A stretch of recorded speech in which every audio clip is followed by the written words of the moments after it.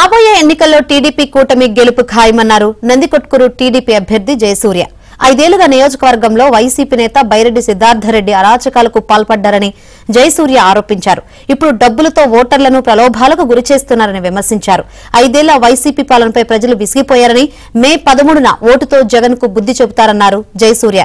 కొనిదెల గ్రామంలో నిర్వహించిన పల్లెబాట కార్యక్రమంలో పాల్గొన్న జయసూర్యకు ప్రజలు ఘన స్వాగతం పలికారు.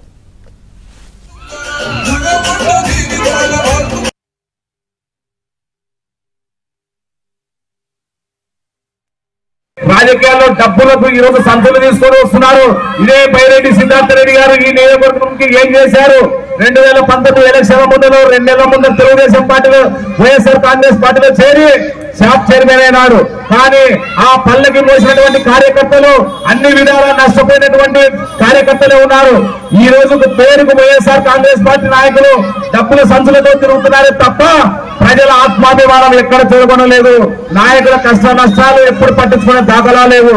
అదే మాంద శివానంద రెడ్డి సారు ప్రతి ఒక్క కార్యకర్తను పేరు పెట్టి పిలుస్తూ వారి నష్ట కష్టాల్లో భాగాలు పంచుకుంటూ ఈ నియోజకవర్గంలో ముందుకు తీసుకుపోతున్నాడు. కాబట్టి మనం ఉన్నటువంటి ఇక్కడ ఉన్నటువంటి రైతాంగం అంతా కూడా కేసీఆర్ పంటల మీద ఆధారపడినటువంటి కుటుంబాలు.